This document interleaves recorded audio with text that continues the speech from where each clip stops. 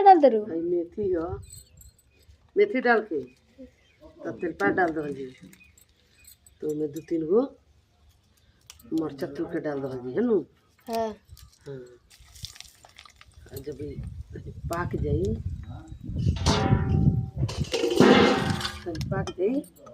तो तनी एकरा के मसाला डाल दो जी।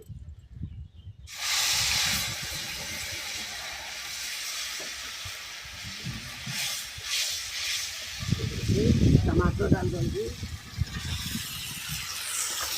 और नमक डाल दो जी गोल, ठीक है।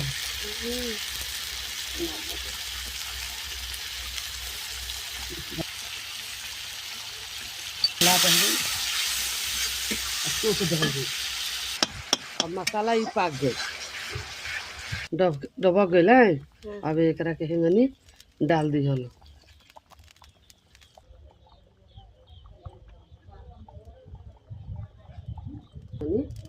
डाल धनिया के पत्ता हेंगा छिड़का दी, ठीक बा। अभी हो गई मछली।